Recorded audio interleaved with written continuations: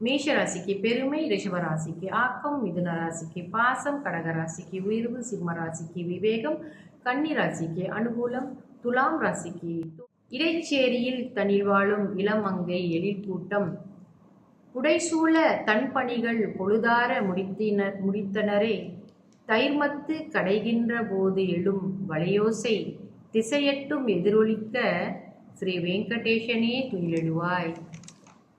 அடுத்தது, எம்பெருமான் உன்னிறத்தில் ஜொலி. அனைவருக்கும் என் இனிய காலை வணக்கங்கள். என்னுடைய பதிவுகளை தொடர்ந்து கேட்டு வரும் அனைவருக்கும் என்னுடைய மனமார்ந்த நன்றிகளை தெரிவித்துக் கொள்கிறேன். இன்றைய பஞ்சாங்கம் பார்ப்போம். இன்றைய தேதி 3ஆம் தேதி 10ஆம் மாதம் 2025 வெள்ளிக்கிழமை, தமிழ் மாதம் புரட்டாசி. இன்றைய சூரிய உதயம் 7:03, சூரிய அஸ்தமனம் 7க்கு. இன்றைய திதி வளர்பிறை ஏகாதசி. இன்று இரவு 9:04 முடிவடைந்து துவாதாசி ஆரம்பமாகும். இன்றைய நட்சத்திரம் திருவோண நட்சத்திரம் இன்று மதியம் 12:04 முடிவடைந்து அவிட்டம் ஆரம்பமாகும். இன்றைய யோகம் முதலில் மரண யோகம், பிறகு சித்த யோகமாக வருகிறது. நல்ல நேரம் காலை 7:02 8:32 வரை, அதன் பிறகு மாலை வேளையில் 6 7 வரை, இரவு வேளையில் 9 10 வரை, ராகு கால நேரம் 11:31 மதியம் 1 வரை, யமகண்ட நேரம் மாலை 4:01 5:30 வரை, கூலிகன் காலை 8:32 10:02 வரை. சந்திராஸ்தம ராசி இன்று மிதுன ராசி அன்பர்களுக்கு சந்திராஸ்தமம். இவர்களுக்கு இன்று இரவு 11:57 சந்திராஸ்தமம் முடிவடைந்து அதே வேளையில் கடகராசி அன்பர்களுக்கு ஆரம்பமாகும். இன்றைய விசேஷம் சர்வ ஏகாதசி விரதம்.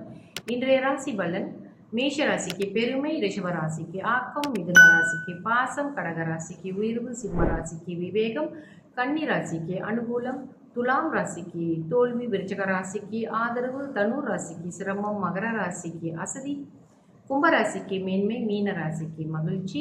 நம்ம நட்சத்திரத்துடைய அதிபதி அதிதேவதை கணம் என்று பார்த்து கொண்டு வரும் வகையிலேயே இன்று நம்ம அவிட்ட நட்சத்திரம் பார்ப்போம். அவிட்ட நட்சத்திரத்தின் அதிபதி செவ்வாய், அதிதேவதா வசுக்கள். இவருடைய கணம் ராட்சத கணம், யோனி பெண் சிங்கம், விருச்சம் வன்னி, அதாவது மரம்.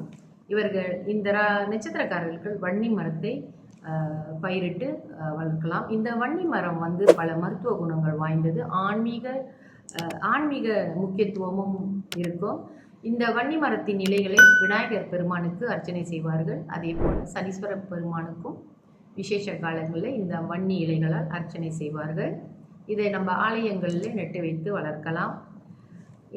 எப்போதும் போல நம்ம இன்று புரட்டாசி மாதத்திலே நம்ம வேங்கடாஜலபதியின் சுப்பிரபாதம், அதாவது திருப்பள்ளி எழுச்சி தமிழிலே நாம் பார்த்து கொண்டு வந்திருக்கிறோம்.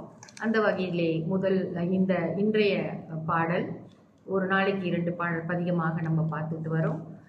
இப்போ பார்ப்போம். இடைச்சேரியில் தனில் வாழும் இளமங்கை எழில் கூட்டம், புடைசூழ தன் பணிகள் பொழுதார முடித்தனரே, தைர்மத்து கடைகின்ற போது எழும் வளையோசை திசையட்டும் எதிரொலிக்க ஸ்ரீ வெங்கடேசனே துயிலெழுவாய். அடுத்தது, எம்பெருமான் உன்னிறத்தில் ஜொலிக்கின்றதே தாமரைகள், எந்நிறமும் உன்னிறமாய் உரைகின்றதே வண்டினங்கள், மென்மலரை தன்னிறத்தால் வென்றது போல் இசைக்கின்றதே இன்னும் ஏன் நீல் உறக்கம் ஸ்ரீ வெங்கடேசனே துயிலெழுவாய். அதாவது இங்கே என்ன சொல்கிறாங்கன்னா, இந்த நிறங்கள் அந்த நிறங்கள் எல்லாம் எம்பெருமானின் ஜொலிக்கிற தாமரை நிறம் அப்படின்னு சொல்கிறாங்க.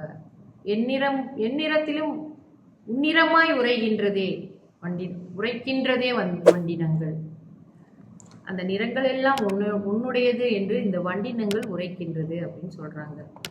மின்மலரை தன்னிறத்தால் வென்றது போல் இசைக்கின்றதே இன்னும் ஏன் நீண்ட உறக்கம் துயிலெழுவாய் ஸ்ரீ வெங்கடேசனே துயிலெழுவாய் அப்படின்னு இந்த பதிகம் சொல்லுது. அடுத்தது நாளை நம்ம பார்ப்போம். நன்றி.